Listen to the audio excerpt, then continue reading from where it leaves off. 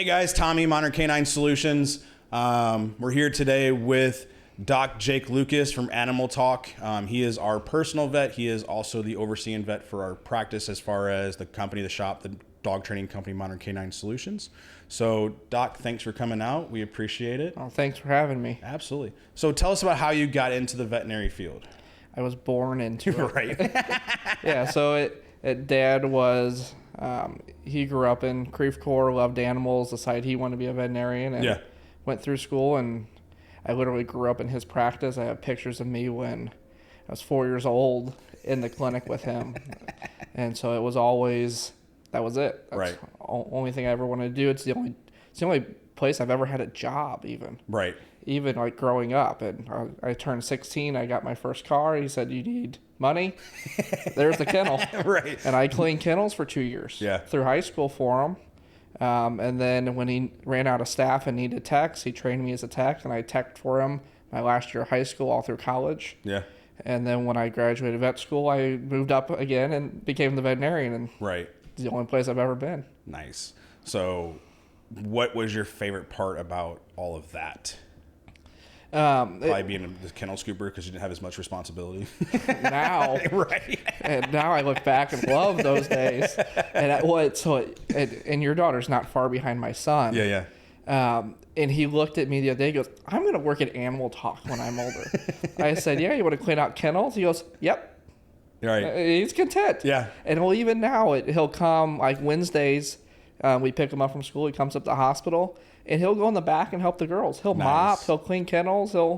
And so we start him young. Yeah. And so Savannah's the same way too. Like, so we were having clients come in this has been going on for some time now, and she'll be out talking with the kennel staff or the trainers or whatever, and a client will walk in and she'll walk up and be like, "Hi, can I take your dog?" And she'll grab the leash, and she doesn't care if it's aggressive, whatever. She just, "Okay, we're going to go to the breakout area. I'm going to train your dog." And like the clients will go with her. It's hilarious. So, and she's going to be the same way, right? She's probably going to be raised and bred into being a dog trainer. And they end one of two ways. They either end like I did. Right. And I love it, and that's all I'm going to ever do. Right. Or it's the total opposite, right. And they want nothing to do with it. They don't even have pets when they're older. Right. Yeah, absolutely. So you took over Dad's practice. When did that happen? Yeah, and so I graduated vet school in 2015. Okay. Came back to Winsville. My now wife, not even wife at the time, she took over management. She had a business background with some animal science. I took over as veterinarian. I worked with Dad for 5 days, and he went fishing. And that you got it, son. Yeah. He goes, "Call me if you need me. I'll have a sat phone." Oh, man. Which never worked. And so, but I mean, that was how we started. Yeah. And then from then, when he came back from that trip, he moved to Lake of the Ozarks, and it was a phone call, and that was usually the extent of it. He worked maybe a day or two a week, if that. But it allowed a lot of things happened that were actually very good, that were painful when they happened. Right. But one thing is, I'd grown up there, so when I was, even before I started working, I would go and shadow him, and I'd stand in the room and listen to his speeches and all that. Well, I've memorized every one of those stupid speeches over years, and now with my knowledge from school, I can take those speeches and make them my own. Yeah. And I have all these great scripts that I can just tweak a little bit and make what I want out of them. Yeah. Which was a huge advantage. Sure. And one of the biggest things, especially in a lot of practice, especially your field too, is communication and setting expectations and 100%. And trying to drive that home, which is sometimes very difficult. And where most of when you have a disgruntled client either way, that's a 9.5 out of 10 times. Nothing actually went wrong other than what you said and what they understood, or vice versa, wasn't there. Right. And that's where, if you can identify that miscommunication, it fixes most of the problems. Yeah, absolutely. And so that's one thing he did really well, was communicate with clients. And so I was able to take that and kind of run with it. Yeah. And then you learn the medicine as you go. School teaches you all kinds of stuff, but it doesn't teach you how to treat X. Right. Here's what X is. Here's the 400 things you can do about it, but not okay, here's the dog walks in who's itchy. Now what do you do? They don't teach you that. Right. And so the other thing Dad did that was wonderful is in those first 5 days is he sat down and wrote a list of 10 things. It was, here's 90% of what you're going to see on a day-to-day. Right. Here's how I treat it. Start here, and then you can make your own protocols from there. Yeah. And so, and I did, and I still have that stupid sheet of paper that he handed me, and it's been 10 years later. Did you get to Sarno when you started? Just about. But medicine evolves, just like your training techniques. Yeah, absolutely. And they wax and wane sometimes. Sometimes you'll do maybe one technique for a while because it seems to be working, and then it doesn't, and you go somewhere else, and maybe you'll come back to that in a couple of years. Even. Yeah, for sure. And so everything kind of waxes and wanes, but getting that base really helped. And what was really painful is the leaving part. Was see you later. Right. So it means I had to do it. Right. I couldn't rely on, okay, well, he can just help me, and that's the end of it. It's just, okay, now just you have to do it. Not only that, you got to be efficient because you have all these other people behind them. Right. And so one of the nice things is I got very quick at looking things up. Yeah. And I got very efficient in general. And so now, and that was probably John's biggest challenge when he first came to work with us because we are fast paced. Yeah. And we want to do everything. It's not like you just do a handful of things. Yeah, and that's Dad's influence. We did it all. Yeah. And so it's taken him a couple of years, but where he is now in his practice is light years from when he came from corporate, because he was in corporate practice before us, and came to us, and it was just, oh yeah, sure, bring it in, we'll figure it out. That was not the philosophy in veterinary medicine that he grew up with. Right. Where that was Dad. Dad didn't care what species it was for the most part, or what was wrong with it. Bring it in. We'll figure something out for you. Yeah, for sure. Very rare was there something that we wouldn't mess with. Yeah. Now, as specialty clinics have gotten better, we can provide a little bit better care with some referral. But for the most part, especially if finance is an issue, we'll find something. We'll figure something out. I think that's one of the biggest things, like when we've referred people to you guys, or even with our own personal dogs, is like, we know that you're going to give us the best possible care, but if for whatever reason it's outside of you, which yet has to happen for us personally, you have the right. Don't say that too loud. Right. I whispered it a little bit. That you're going to have the connections or the referrals that actually hone it down versus us having to go somewhere and be like, hey, we're not sure what's going on, so we need to do all this over again, which is what happened with my old dog. Was he pulled something. I went to, I was living in Fenton at the time, went to one of the vet clinics out there, and they're like, oh yeah, well, we're going to do the diagnosis and then we'll send you to VCS. Well, then I got to VCS and they want to do the whole diagnosis process over again, charges for all that over again. I'm like, no, I literally just came from somewhere and they were supposed to send it to you. And so that's one of the biggest things that I have noticed with working with you is that you guys do your due diligence and you understand the need to have an answer. Yeah, and we got some great technology that really helps us. We have a state-of-the-art digital X-ray, state-of-the-art ultrasound, all the in-house blood work that you can have. Actually, we got a new machine coming, which we're super excited about. And a lot of that, and we can get to most of those answers, and we can manage most of those things. But when you do get to a point where, okay, this is specialty type stuff. If we want to truly pursue this, we got to get a specialist involved. A lot of those diagnostics will hold up for the specialist, and they're in a way that they can take the X-rays and manipulate them and they're not just stuck with like the plain film like we used to have it, where sure that's not really gonna do what we need to. For sure. And so that seems to help a lot, and the way that we can share all that stuff is wonderful. Luckily, we don't have to do it a ton.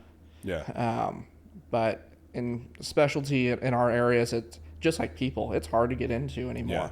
And so a lot of people appreciate getting it in, get it done as much as we can. So you guys, what was it, 2 years ago, 3 years ago, you built the new clinic? Yeah, about 2.5. So March of 20. Is that right? So it's 24. No, March of 22. So big transition.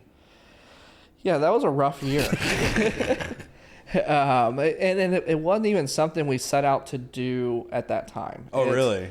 No, we knew actually was it beginning of this year? Or the end of last year was when our lease was up where we were. But it was the back end of something was like collapsing or something? Yeah, we had a lot of foundation issues, Yeah. and we duke it out with the landlord all the time about keeping the building presentable and being able to even clean it. At one point, we had this like half-inch crack through the entire building. Oh, wow. Which you can't clean if your ring gets down there. It's a black hole. You're just SOL. And so we duked it out with the new landlord endlessly, and we were coming up towards the end of that lease, and we knew we weren't staying. Yeah. And we were still young, and Amanda and I had only bought it in 2018 from Dad. Right. Even though we'd been working there a few years already, but we weren't ready to build our own building and do all. And I mean, that's the financial commitment was huge. Right. And we weren't there. Well, then COVID happened, and that, unlike most businesses that really got strangled, Right. we ended up getting busier. Yeah. And we got really busy, Good. which ended up a nice chunk of cash sitting around. Right. And so now it's time to start looking to rent and that, and you don't want to move very far. Same with you guys. You're very geographical. Yeah. In your clientele. And so we didn't want to move really far. And so Ellie Kelly, who was a veterinarian just down the road from us forever, she decided she was retiring, and she put her building up for sale. Well, that's just down the road. It's highway frontage. That seems like a great place. Yeah. And so we had, through our networking, which is a whole nother long story, we had this builder that we knew we had stayed in touch with, and called him and said, hey, come look at this building, give us some numbers. Right. He walked through the building and went, burn it. Oh, man. He goes, there's nothing to salvage.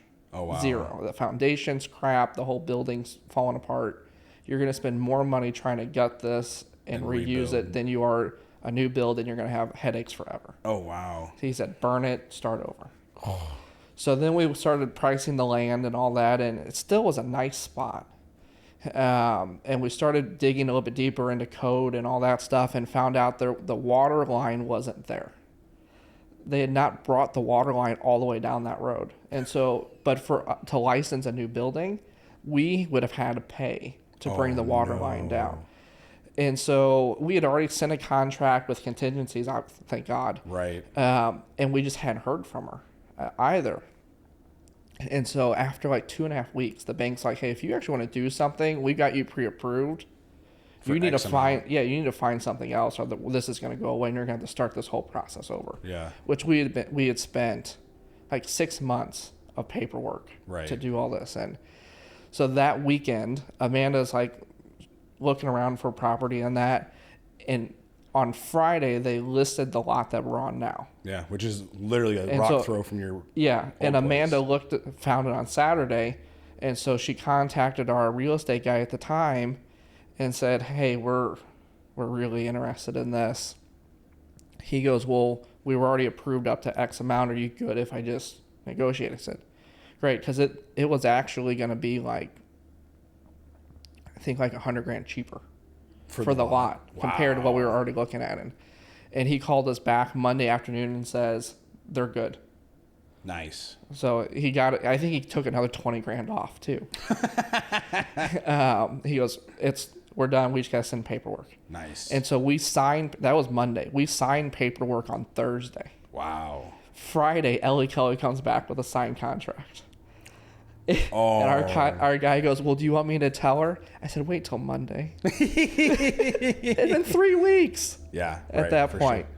And so we started the whole building process then, and then we were stuck. And luckily we had the capital to do everything, and it ended up being the best decision ever because fast forward like 8 months, Dr. Sarno, my associate now, he was supposed to join us that fall. Okay. Fall of 22, because his youngest daughter was supposed to be born in August. They were going to wait a couple months, and then they were going to move out. Right. Because her parents lived in Vegas, where he was from. Well, he's from Cape, but where they were living. And so he calls us. So we moved in March. They call us in the middle of February and said, we need to talk. And Amanda's like, they're not coming. We're screwed. Yeah. And I said, we just talking about insurance and stuff. I don't think that's what this is. And so he calls back and he goes, can we come sooner? Like, sure, we'll see you Monday. Right. You know, no, not quite that fast. But so they end up moving in April. Yeah. So we opened this new building. We literally doubled our size. We opened in March.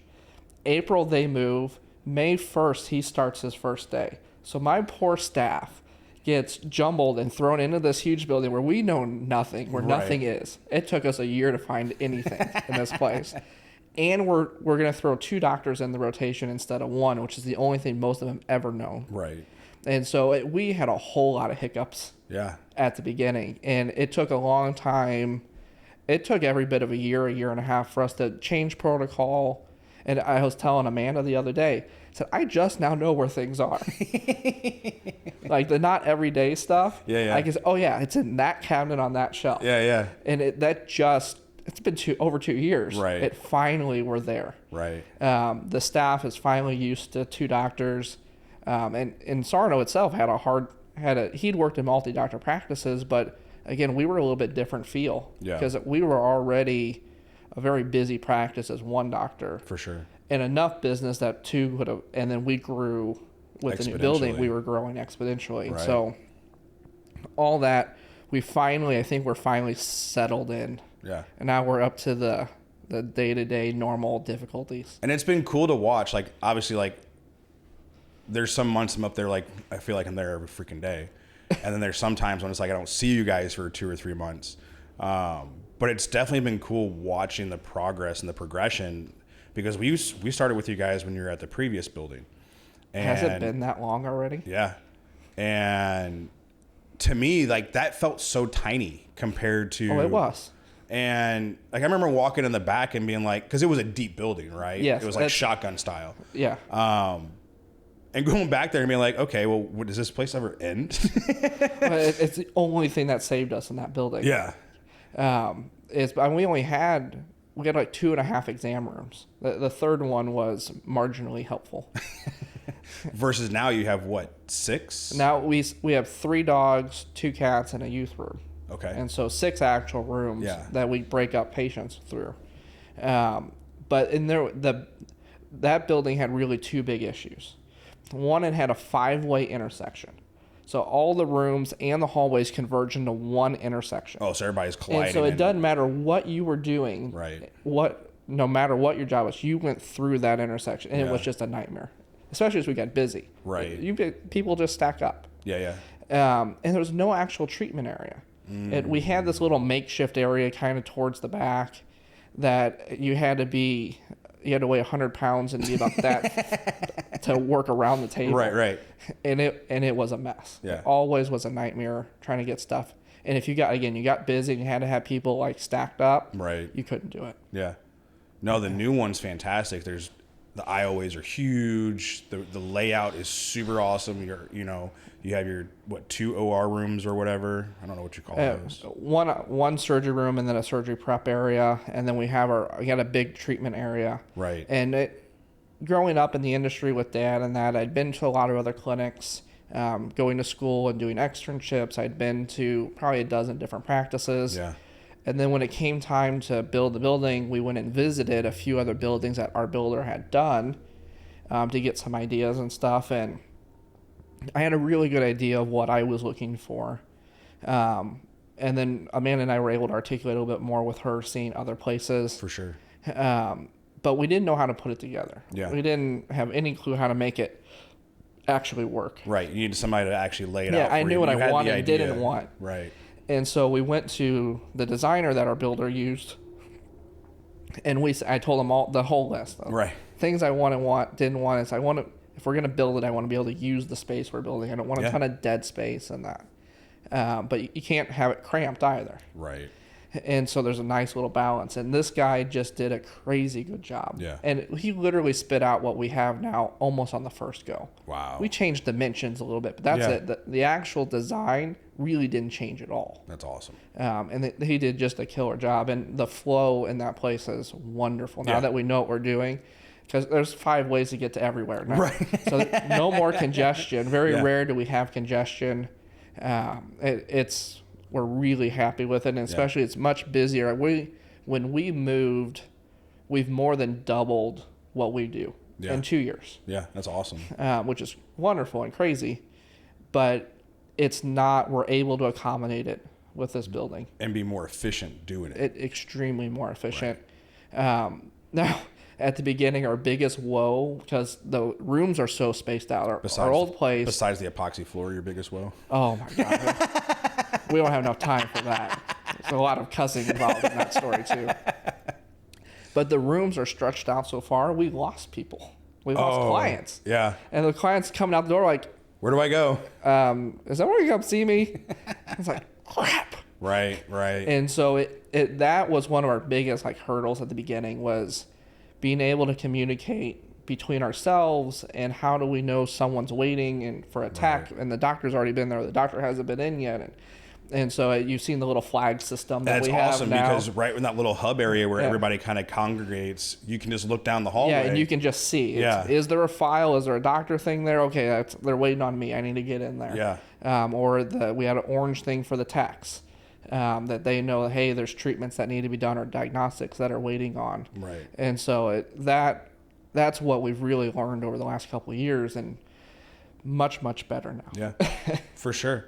So what are the biggest cases you guys, like what's the most common thing you guys see coming through recently? Warm weather is skin. Yeah. That's our Allergies far and away most common. Allergies.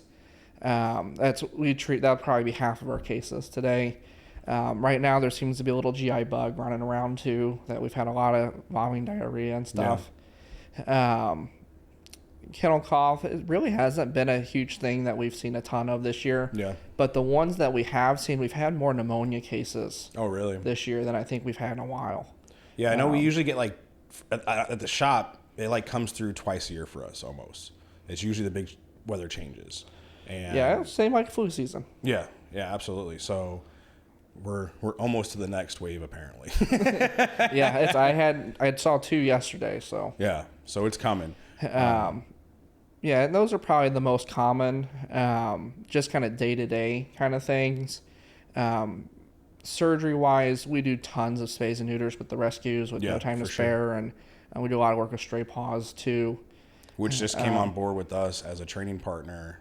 Awesome! Like a month ago. At Carol, who runs No Time to Spare, and Linda, who runs Stray Paws, very similar people. Yeah. Absolutely love working with them. Yeah. In the rescue world, it can be difficult sometimes. Oh, yeah. A lot of emotions. Right. And a lot of, I just want to fix this dog. Yeah. And one of the things I like a lot about No Time to Spare and Stray Paws is that you can have a real conversation with them and be very straightforward and realistic with them. And at Stray Paws, we've been kind of building what we do for them more and more. And that's fun for us as a veterinary hospital too. One, it gives us an opportunity to give back some, just like for you guys. 100%. But also, it gets you fun things to work with too. Yeah. Things that you may not see normally. Yeah, and that dog may not ever really get the attention because it doesn't have a backing of someone who's willing to put the time in. Right. But say, hey, I want to mess with this. Just give it to me through the rescue and let me see what I can do. And I'm sure you do the same thing. Oh, yeah. So Stray Paws, so our relationship with them started about 2 months ago. Their marketing lady, Janine, she reached out saying that they were talking to us about Red Bear, which is one of the long-term dogs. I know Red Bear. There. I've seen Red Bear many times. Her and Kayla were on the phone together having a conversation, and she was like, you know what? My daughter is fostering this dog, Cooper. This might be a great opportunity just to kind of see how you guys train and what you can do, because Cooper, hyperactive dog. I think he had a couple bites, but they weren't serious. They were just overexcitement stuff. Mm-hmm. And they were like, so I'm going to send my daughter in for an eval. Cool. So Kayla set it up. I did the eval. Linda asked them to go talk to a couple other trainers just to get more perspective. Yeah. And it was funny because by the time I was done speaking with them, like, well, we'll be back. we're going to go honor Linda's wishes to go see other places, but we're going to train with you. I'm like, let me know. So we trained Cooper. Everyone fell in love with him. His training was fantastic. They've been doing fantastic, keeping up with the training. So I reached out to them again, say, hey, like if you guys, just like I did with Carol at No Time to Spare, it was like, hey, if there's something I can do to help you at the rescue, whether it's staff education, volunteer education, we do alumni days where we do group training, like let me know how we can do it. So then now we had another dog, Miller, come from there. Big pity, super fun dog, big old meathead. And I think one of my trainers might end up adopting. There's lots of those rescue dogs in our clinic too. So, but no, and I think the coolest thing that I have realized with doing what we've been doing is the partnerships that we've created and the relationships between like you and myself, us and No Time to Spare, Stray Paws, and how we're all separate entities, but we're all working together in some fashion. Well, but yeah, too, and exactly to that point is if you don't have those relationships, you get stuck. Yeah, 100%. Because there's so much especially like in our worlds. Yeah. Things that are medical versus behavioral, the line is so blurry, it's not even there half the time. Right. Well, why is this dog biting people? Well, his back hurts and he touched him. Right. That's his response. Yeah. Well, that's not a training issue. That's a medical issue. Correct. And I have one that we actually worked up yesterday that this dog's got 2 bites on kids. And they're like, well, the trainer, I don't know who they have him with. They think he walks weird. So, okay, well, let's get a look at him. Yeah. That dog has terrible hips. I think the trainer was right. Yeah, I agree. Well, that dog's a combination issue. Right. Because, well, that dog needs management, but we're not curing this dog. Right. This dog's going to have behavior issues that need to be someone like you that can say, okay, well, it can be managed. He's never fully trusted. Right. Because he's still going to have the pain, and so it's just going to take the wrong motion to set him off. For sure. But here's how you can be safe about it. Yeah, absolutely. And I feel like that line gets blurred, and it's not that the line should be blurry. I feel like there's a lot of vets, there's a lot of trainers out there that overcross their lanes of what their responsibility is. And it'd be like me having someone come to me and go, oh, my dog's aggressive. I'm like, oh, well, you need to go get trazodone for your dog because he's aggressive, which I would never say because, and you and I have had this conversation before, training comes first, because if we can fix the behavior, then we don't need meds. It absolutely. And we get behavior questions all the time. And I love now that I can say, I don't know, go call Tom. Usually I have to tap dance around. It's like, I'm not going to mess with this. Right. Just call them. They'll figure it out. Right. But when we have those dogs, and it's the 2 to 4 year old hyper dog that's just not getting the care it needed. Right. That's probably 90% of your patients. Exercise is 90% of people's stuff. Yeah, I tell everyone it's a pyramid. Number 1 is exercise. Yeah. No matter what anyone does, you have to wear this dog out. That should be ours too. That's the problem, is that Americans were fat and we're lazy and we don't want to do stuff. Our dogs are becoming fat and lazy and don't want to do stuff, so we wonder why we have issues. Okay. It's the same.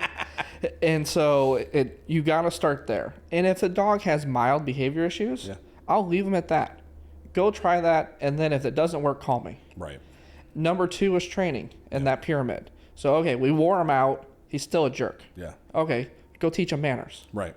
And 90% of training, and one of the many reasons I don't envy your job, is your dog training is such a small portion of what you actually do. Right. And one of the reasons I like working with you guys is it's the client education part. That's most of dog training. Right. That you should be most of dog training. Yeah. These are not small humans. They're not the same as your daughter running around. Right. They need correction. Yeah.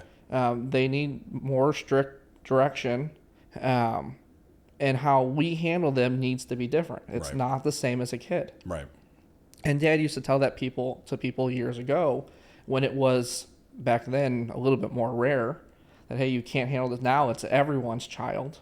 Well, yeah. So, I mean, back in the day, they added a lot more adverse corrections because old school thought process, it's also how they raise kids. That's true. So, But now everybody's moving towards this, oh, well, we can save dogs with treats and love and affection, and, you know, dogs shouldn't have to struggle or have, you know, negative aversions put towards them. And it's like, well, if we look at animals in the wild, there is no purely positive in the wild. It's all based on survival and success. So the more times they're successful at something, the more times they're going to do it. Well, if I want to stop that cycle, I have to make the dog not successful, which takes aversion. Absolutely. And so if we get to that, and so they come visit you, and the dog's so wound, so tight, you can't even get through to them. That's where drugs come in. Correct. But that is the third and last step in that process. Right. And it shouldn't be just so bad that the dog's being doped and is a zombie anymore. It should be enough to take the edge off. It should take enough of the edge off that you can actually work with them. Right. And that you can communicate and actually get that he's listening to the cues. Yeah. And that you can work with him.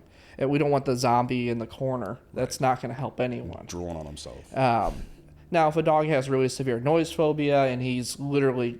Now, that's the only exception to the zombie in the corner. Yeah.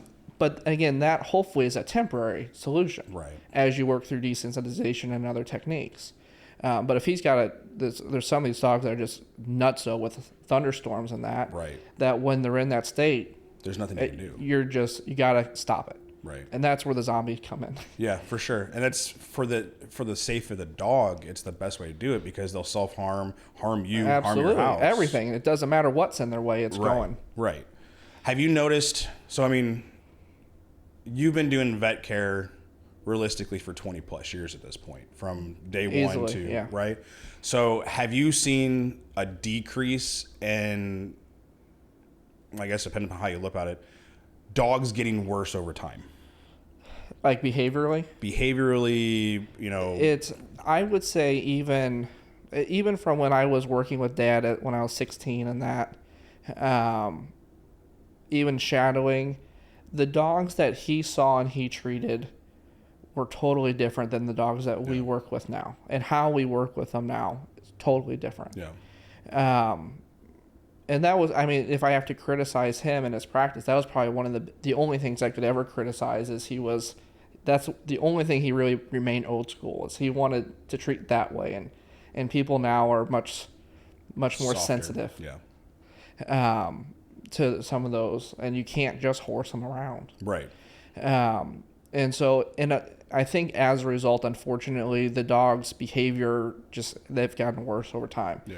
The amount of dogs that we assess for anxiety, and that exponential. Right. And a lot of it may very simply go back to exercise. Right. That dogs who have pent up energy comes out as aggression, destruction, or anxiety. Yeah, for sure. And that's most of our behavior issues right there. Right. And a lot of those guys, and the ones that we see that truly have jobs, that these people, they're doing agility work with them, or they're hunting dogs that they're routinely running exercises with. They're great dogs. Yeah. They're absolutely wonderful dogs. Right. But the ones that are just the house dog, that's a German Shepherd, and he sits at home all day while they're at work, and when they get home, they're tired, so they play ball a couple times in the backyard. Right. We have a fenced-in yard. That's my favorite. That's how they get exercise. Yeah, we have a fenced-in yard. He gets exercise all the time. Right. No, he doesn't. He sits there and waits for you. It's not the same, even if he's running around the yard. Right. There is something physically different in their head about going on a walk. Oh, it's mental. Compared to just running around the backyard. Yeah, it's the mental stimulation that they get. And that's like, we get clients all the time. They're like, well, I take my dog for 3, 4, 5 mile walks, but they still want to go. I'm like, well, you're maintaining the walk, which is great. And there's some physical things there, but you need to allow the dog to be a dog some of that walk and let him use his nose, let him use his eyes, let him experience the walk. That's what's going to tire him. Yeah. And that's another good point that I tell them too, is it's not just walking to walk. Right. It's do sit stays during the walk. 100%. And make them heel next to you. They have to think. Yeah. Whether they're sniffing and they're looking or they're cueing, they have to do something. Right. Just walking to walk isn't going to do anything. They can walk you till your legs fall off. Right. You can't. You won't be able to walk a dog down. What are your thoughts on genetic fulfillment? Right. So when we start talking about some of these breeds, like pit bulls, Malinois, German Shepherds, like if someone's living with this dog in an apartment, Yeah. Oh my God, we talk about it all the time. Yeah. I love the guy who gets the Malinois. Yeah. Lives in a 1-bedroom, 3rd floor apartment. He goes, oh yeah, we walk for 20 minutes a day. Yeah. And the dog's literally going. And he's burning holes in Yeah. the carpet, spinning circles. Yeah, and he's literally shaking because he has so much energy pent up, and Right. he cannot have an outlet for it. Yeah. And we talk. We have we've had you on the radio show. The radio show, Yeah. and I talk with Mike all the time, and we'll start talking here soon. We're coming up on 2 months from the holidays, believe it or not, already. Yeah, I just made a post about that. Yeah. You're gonna start having people in your house. You're gonna start having decorations all over the place. Well, and people are going to start getting puppies. Yeah. Now's the time you're going to start looking for that Christmas puppy. Oh yeah. Because fast forward 2 months, 8 weeks, that's when those dogs are coming home. So Yep. now you're going to start doing the research Right. for that, hopefully. You should. Ideally. Unless they're popping up on Carol's website and Yeah. it's a cute little husky. We're gonna bring him Sign to our me up. apartment. But now it should be doing research. So now we'll start, I think next month, it's part of our ticket, is we're going to start talking about picking Yeah. your puppy. Dog selection, puppy And selection. you have to pick a breed that fits your lifestyle. 100%. That if you can't be a lazy person and own a husky, Right. it just doesn't work. Dr. Sarno, He's crazy, by the way, for having husky. oh, he's absolutely bonkers. And I told him that so we lived together in a vet school. Yeah.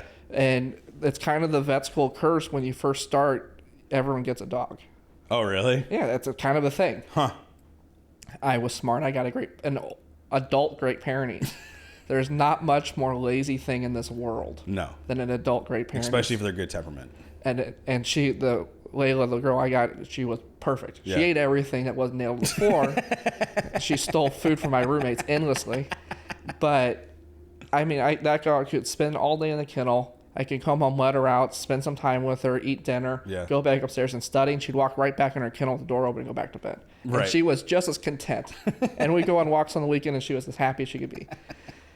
John decided he was going to adopt a 1-year-old husky, male husky. And so I went with him and picked him up and everything and that. And that dog ate 2 doors, a couple rounds of carpet. And he still, every morning before school, he went on a walk with that dog, a run in the morning. Yeah. He'd walked him after he got home, and he walked him before he went to bed. Every single day. And the days he destroyed things were days that, if it was raining or something, they couldn't get it all in. Right. And that dog would sit in his kennel and lose his mind, Yeah. break out of the kennel, and destroy part of his room Right. endlessly. Yeah. And that dog, believe it or not, still alive. Right.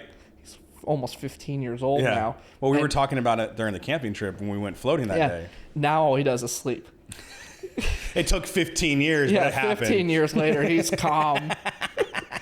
And I was worried about him. He only ran around outside for an hour. Yeah. He's 15, John. How old is that in doggy when years? I'm 90, if I run around for an hour, I'll be happy too. Right. If I can even get up. So, no, and I feel like it's a big thing that a lot of owners miss is the genetic fulfillment. So like shepherds, they're herding dogs, right? No different than a cattle dog or an Aussie. They're meant to go, right? And we talk about with us in training, like your obedience stuff is your foundation. That's the basics. Like everybody should have a foundation of obedience. But what else do you do with your dog? Because you can only tell your dog to sit down, come, place, heel so many times before it gets boring. So we talk about extracurricular genetic fulfillment. So like tracking, nose work, odor detection. You know, if you have a bitey dog, we do bite work, you know, for that type of breed.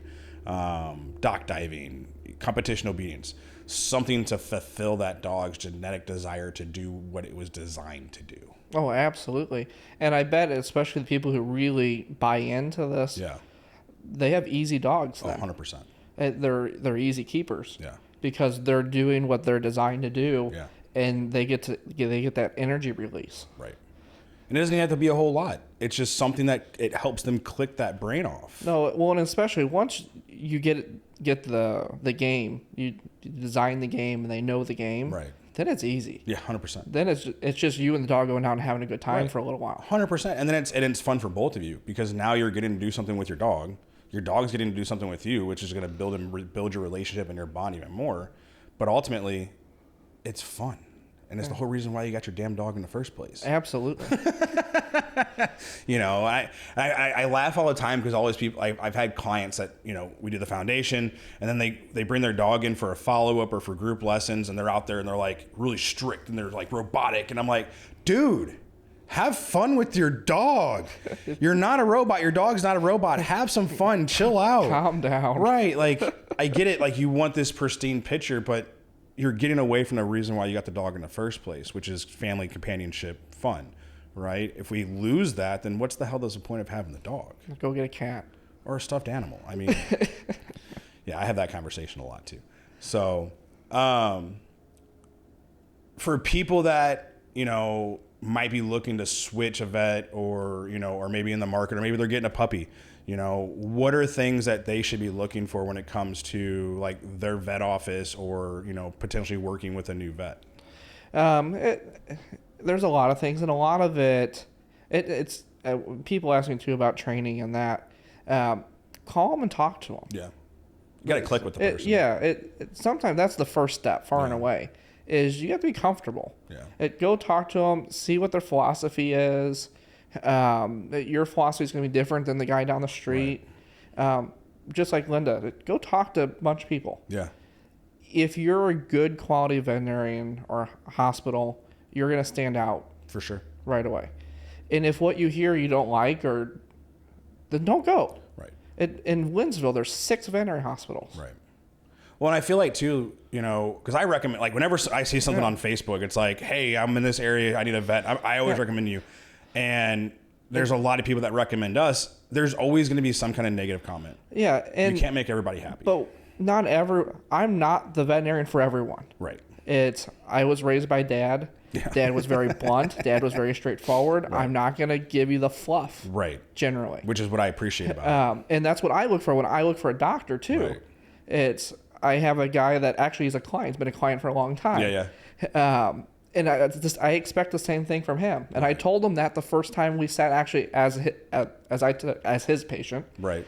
I said, be straightforward. Right. Don't sugarcoat. I know most of the terminology, and I'll tell you if I don't. Just tell me what you want me to do. Yeah. I'm not here to be made feel good. Right. That kind of thing. Just get out of the way.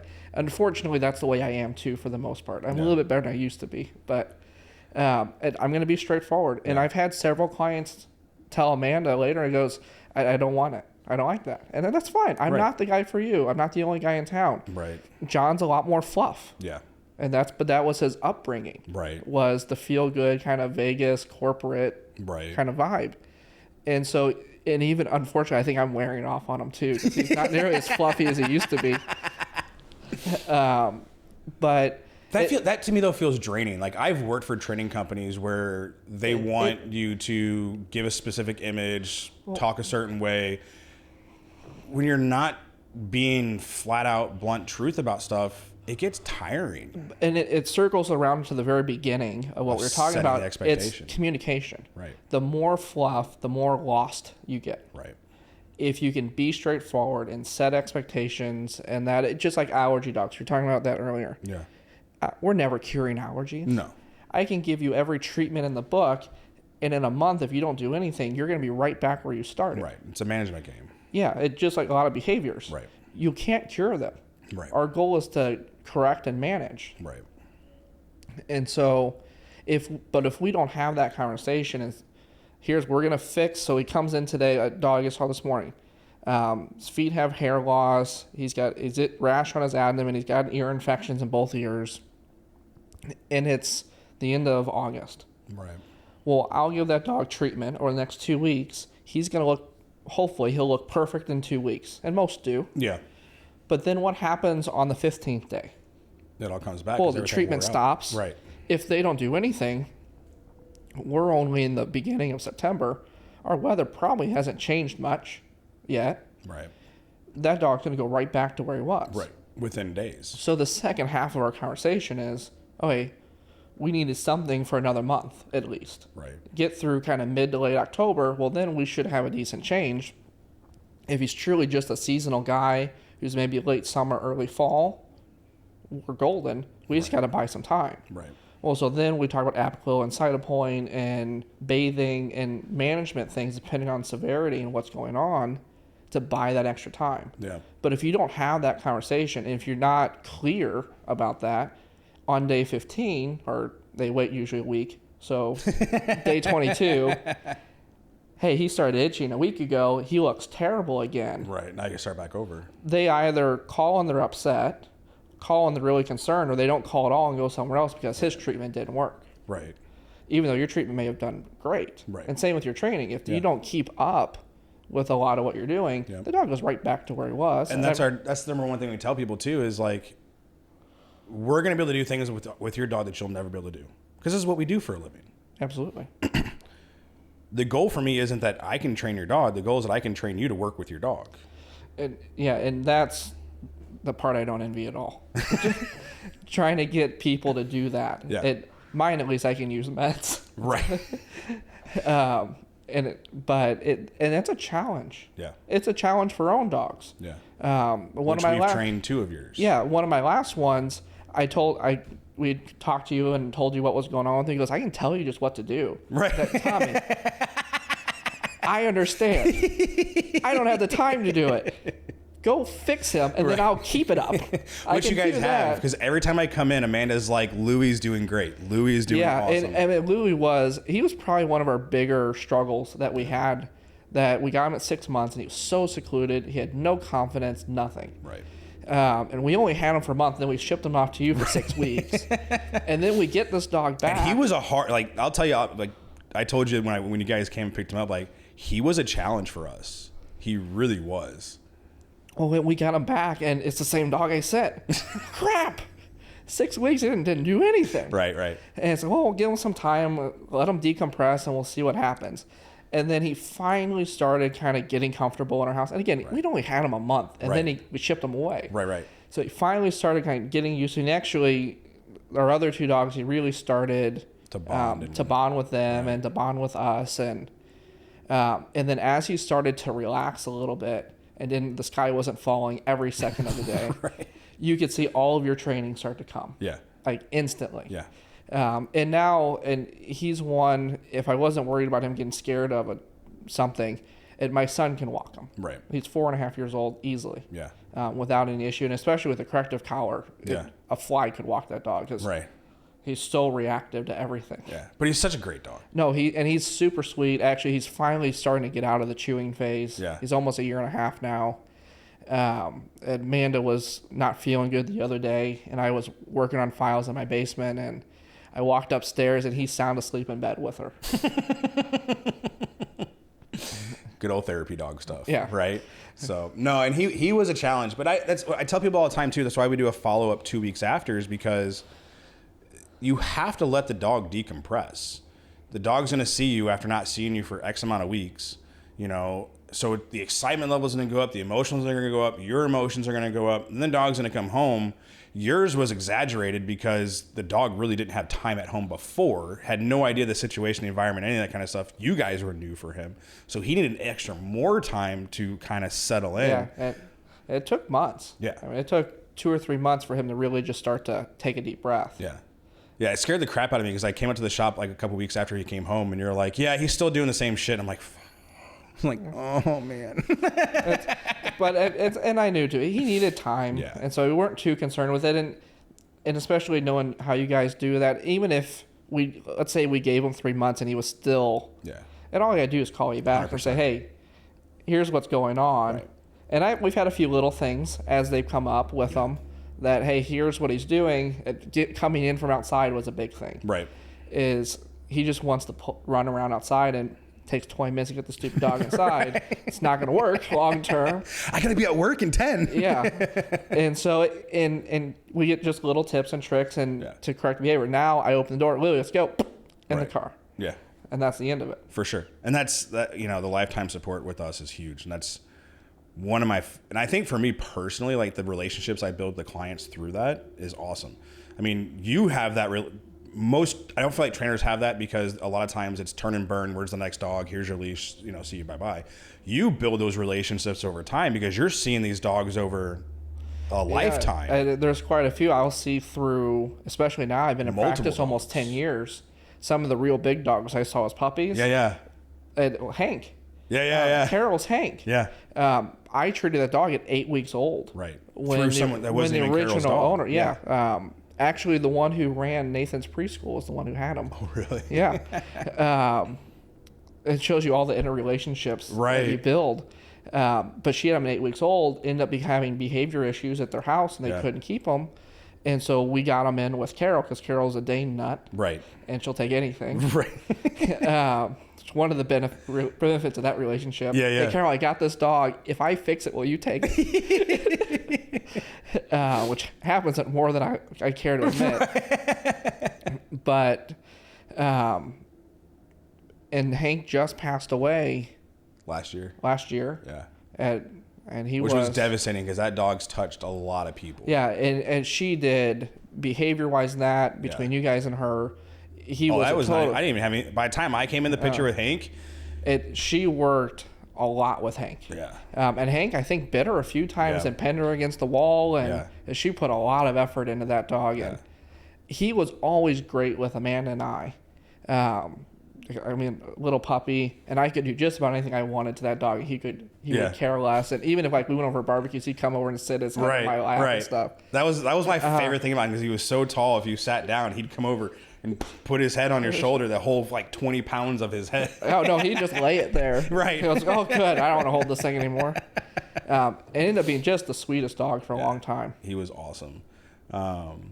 So we'll start wrapping this up. What are some red flags that you would have people look out for if they're trying to find a vet? That's a good question. Again, I go back to communication. I think it's one of the biggest things. Yeah. If you have that communication, it's just you're not meshing. Yeah. And especially, and I wouldn't put 100% on the front staff necessarily, but especially if you have that visit and the doctor, you don't have that feeling of confidence and that it just doesn't hit you right. There's no reason to prolong the relationship. Right. And I've had several clients over the years that I've literally had to go in the room and say, listen, we're not on the same page. Right. And it's not just you, it's us too. We just, it doesn't work. Right. You need to find somewhere else. It's not meant to, hey, I hate you, get out of my practice. No. We want you to be taken care of. We want your dog to be taken care of, and it shouldn't be a stressful thing. Right. And if you don't have that confidence and you're not able to build that relationship over a few visits or so, it doesn't have to be perfect, but at least be able to have that conversation, it doesn't work. Yeah. Find somewhere else. Do you offer, so if someone was looking at you for a new practice or a new vet, do you guys offer, I know right now on your website it says a free... Yeah, so the first visit's free. Okay. It's illness visit, first visit's free for the client. For vaccines, we don't charge office fees anyways. Yeah. So it's just the vaccine cost. Right. If it's, we do a lot too, if it's just preventative. If he's up to date on everything, he's happy, healthy, but he needs Bravecto or he needs his heartworm, but he has a heartworm shot. Come in, we'll do a free exam still. Yeah. No big deal. Yeah. Get established. I have a lot of clients that the little note I get before wants to get established. Yeah. And a lot of those owners just want healthy dog. They just want to come meet you, see how things go. Yeah. And see how, and if everything goes good and you have a good talk with them, great. Yeah.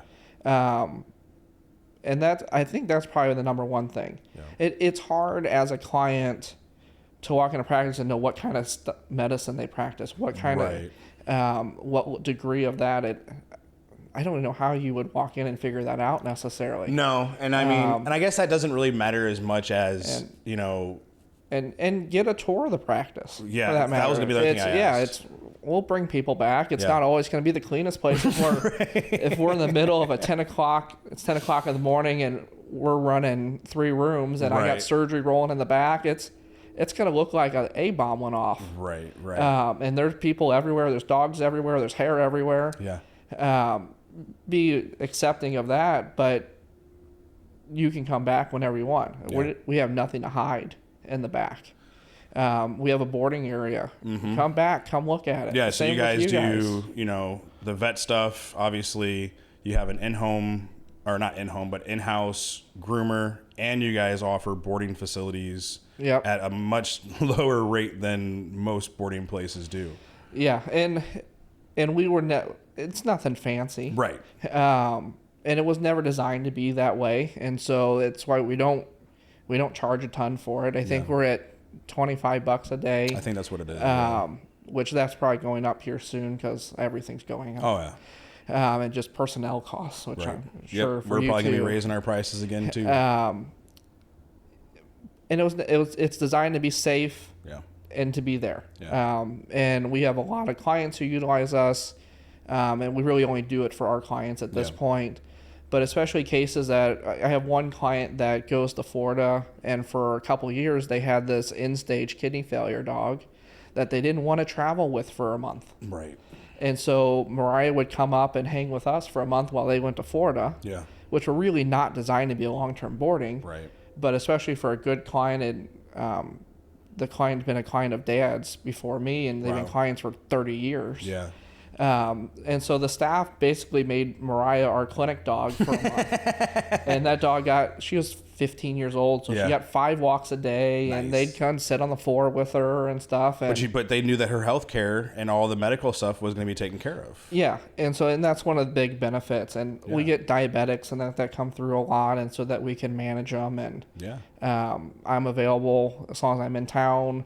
When I'm not, Sarno's there. And you guys are actually 24-hour emergency as well. Yeah, so we do on-call emergency, which is not quite as proliferative as it used to be, just because I'm busy. Right. And after I work 15 hours, I'm not turning around driving back up, unless you're Tommy. Right. Well, and usually I'll come meet you. But and that's getting better, especially as my son's getting older. Yeah. When he was really young, it made it really tough for us. But I answer the phone no matter what. Yeah. And so that's one of the biggest parts of it. And most of them are phone calls. Yeah. 9 out of 10 times. Well, it's like the night that Mouse ripped over her stitches, and it was like 10:45, I think. And I sat there for a good 45 seconds with my phone in my hands going, I know he's going to respond, but I feel freaking horrible for doing this at this time. And I was like, I'm just going to send it. And I sent it. And your response was, ha, ha, ha, ha. And I was like, what a dick. So, but I mean, and then you followed up with, she'll be fine. I'll see you in the morning. And, that's all I needed. Yeah, and that's what most people, and especially a lot of the surgeries and stuff and that, hey, it's having some discharge. Right. What does a discharge look like? Okay, well, why don't you just bring her by first thing in the morning? We'll get it looked at, or no, just keep her quiet. It'll be fine. Don't worry about it.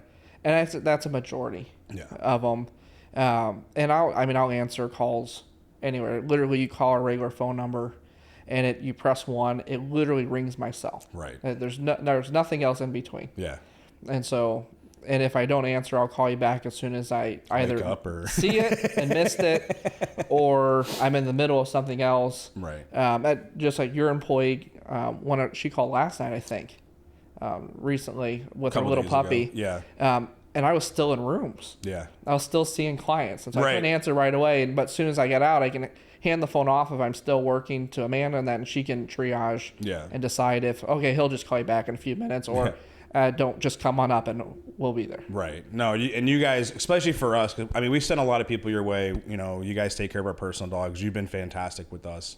Don't tell anyone, but we do it for everyone. Right. Can't afford to do it for everybody. So we mentioned puppy season, Christmas puppies. For those that are getting ready potentially to rescue or adopt or purchase a puppy, what would be key things for them to prep now in your mind to set them up for success for next year? Step 1's picking the right dog. Right. So lifestyle. Picking a dog that's going to match your lifestyle. If you want a small dog, don't get a German Shepherd. And some of it's very simple things. Right. If you're a long distance runner, don't get a Chihuahua. Right. If you want them to run with you. Right. Get something that needs to burn energy, for sure, like a Mau or a Husky or something like that. Ridgeback or whatever. And so pick the dog that fits your lifestyle. The next step is I have a lot of clients too that, we haven't had a puppy in 15 years. Right. Because our old dog just passed away last year, and it's been forever. Yeah. Well, medicine and protocols and things and change over time. And so once you have the dog and that, set a visit with a veterinarian. Yeah. Which you should be doing anyway, because you're going to have care. Yeah, but don't wait 4 weeks. Right. Set that appointment within the first week, hopefully. Yeah. And it may be that nothing actually gets done at that visit other than a physical, and bring all your records. Right. And let's make a timeline.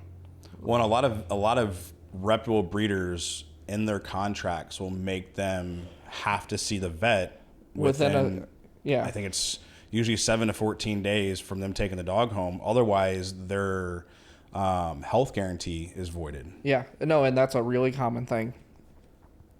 But in a lot of that visit, a lot of times we may not be doing a vaccine because maybe they just had one the day before you picked them up. It's not uncommon by any means.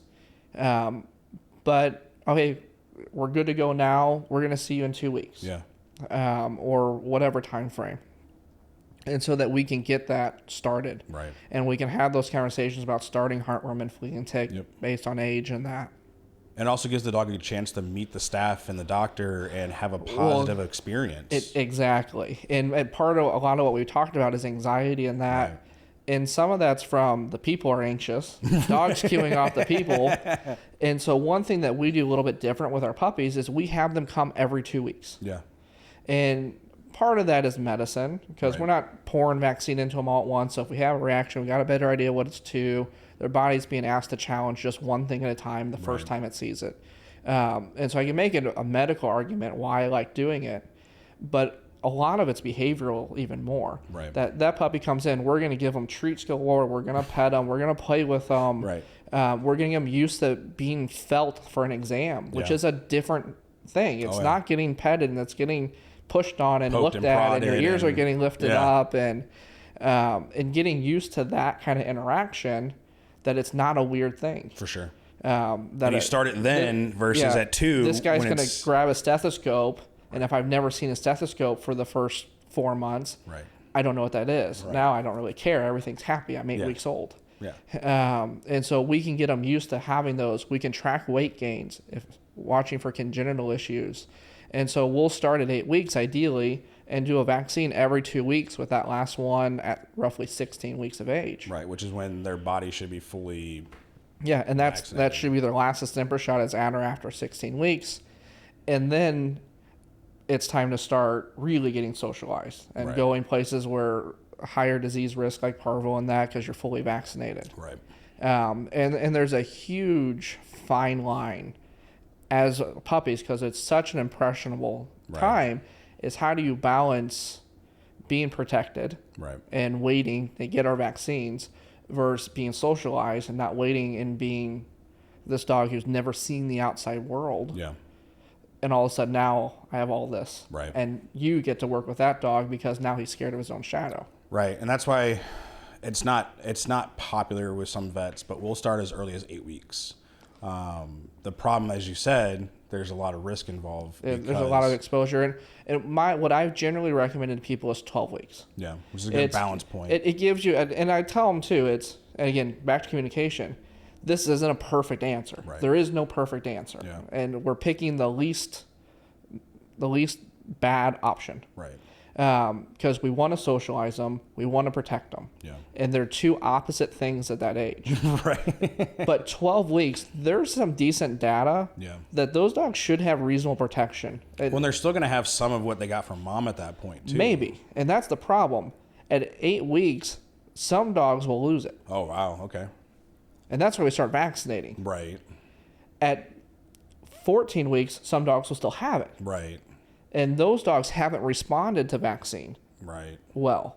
And that's the problem in that window, is some will, some won't. Right. There's no way to decide who's who at all. And there's really no, even if you're titering dogs, there's no great way to interpret those always. Yeah. Unless you're challenging them. Right. And again, every dog's going to be different. What you decide on this dog will be different for dog number B. Yeah. Or letter B. And so that's why we do so many vaccines, especially the stem or combination vaccine, We're starting at 4 to 6 weeks of age. We're doing every 2 to 4 weeks with the last one at or after 16 weeks. Because now you're going to cover all your dogs in that time frame. And if he loses his protection at 7 weeks, he's covered. Yeah. If he loses it at 14 weeks, he's covered. Right. Either way, we're going to get what we want out of that. Yeah. But 12 weeks, there are some decent studies, especially the company that we use vaccine-wise is Merck. And I really like their vaccine for a lot of reasons. But they have some great studies at after 12 weeks of age with vaccine that those dogs have good, reasonable protection. Nice. Is it perfect? No. And there's nothing perfect. But at least when we start talking about socializing, now I tell people, okay, we have some decent protection at this point. You can do low risk situations. Right. So walk around the house. Don't go to Rural King. Don't go to the dog park. Right. Low risk stuff. Don't go to doggy daycare. Yeah. No doggy daycare. But if we're talking about private sessions or in controlled places like in your building where you're disinfecting routinely, all your adult dogs should be vaccinated. Right. That's still a low risk for that dog. At that point. Yeah, there's still risk. Yeah. But it's no different than coming in my building at that point. 100%. Or walking down the street in a park where thousands of dogs a day. Yeah, it's less risk than that. Right. Because you don't know what the vaccine status is of those dogs. Right. At least the ones you're bringing in, you're going to be vaccinated. You're watching. You're disinfecting. Right. The risk should be very minimal in those situations. Awesome. So, Doc Lucas, Animal Talk, your new building is next to Eagle Eye in front of Element Church. Yep, just down from the Dodge dealer there. What's that service road? Veterans Memorial Parkway. Veterans Memorial Parkway. How can they get a hold of you? Where do they look you up? Phone number 636-332-5900. You can get us online at animaltalkmedicalcenter.com. Facebook, Instagram. Facebook, no Instagram. No Instagram. Even though I'm younger. I'm surprised your girls aren't on there making reels and stuff. They put a petition in this morning for what's the video one? The TikTok? There you go. It shows you how good I am on this stuff. They're petitioning for Animal Talk TikTok. Oh, I'm no. like, no. I mean, nowadays. They got to wear me down a little more. Right. We do have Facebook. Yeah. We're not great about it. No, but I mean, honestly, like you guys have such a good reputation. Like most of the people I run into, I'll probably say 99% of the people I run into, like at events, festivals, adoption events that know of you guys, they love you guys. And that's good to hear. We appreciate that for sure. And a lot of that comes back to it's part of the building that community and that relationship. And a lot of that reputation, like when I graduated, that was not always the case. Yeah. Dad had a rough time for a couple of years. And so our reputation really wasn't that great.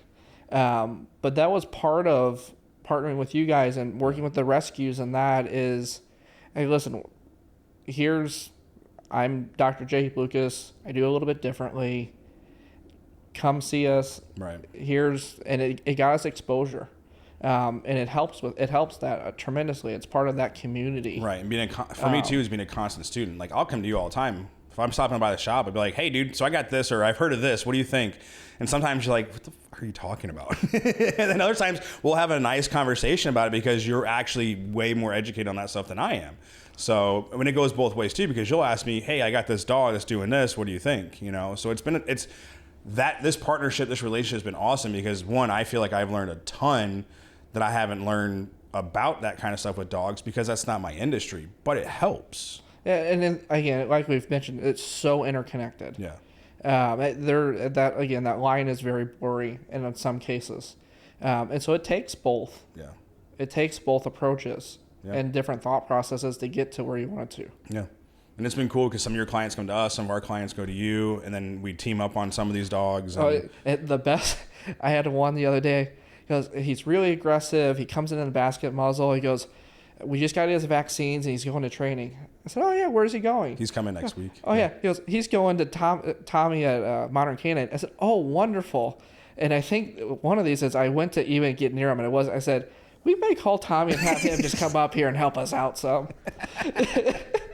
Yeah, he's that's Kai. He's coming actually next week. I'm excited about that dog. And we have a few of those now that. Yeah. And I'll be in the back working, and you walk in. I said, "Who are we looking at today?" Well, so I mean, we've had clients that have lost their vet because of their dog that they're not willing to work with them, you know? And there's been times with some of our clients where I've called you, hey, dude, you know, my client's supposed to get their vaccinations today. They're denying services to them. Can I meet my client at your shop and can we get this knocked out? Let's do it. And you're 100%. And then now a lot of those dogs, like they'll call me up, hey, we're coming up to due for my vaccinations, or I need to do this. Can you help me with my dog at the vet? Absolutely. You know, and that's part of the reason why I'm up there so much is that I want to make sure that your staff is safe, because let's be real, some of these dogs that we bring in there, they're muscular, strong dogs, but it takes, and a lot of these owners, the dog's great with them, but they're pushovers. Right. And when it comes to putting a little bit of pressure, the dog gets away with whatever he wants. Right. Because they can't handle him, and they're nervous. Yeah. He's nervous. Right. You walk in, I don't care. And that dog looks at you and sits there and lets me do whatever I want to him, and you hardly do anything. Right. For the most part, we have a couple that are. Oh no, we get a run for our money here. Yeah, there's a couple that are a little bit different than that. But and those dogs, even with meds, I've had some that you load with meds, and they're still the same way. Yeah. And those dogs, it takes that change in dynamic for them to let us get. And sometimes you can't knock them out all the way, because we're looking for lameness, we're looking for pain. Right. And so you need to be able to work with these guys. Yeah, absolutely. Cool. Well, I appreciate you coming on, dude. It was a lot of fun. Thanks. It was a blast. We'll have to do another one. Absolutely. All right. Later, guys. Catch you on the next one.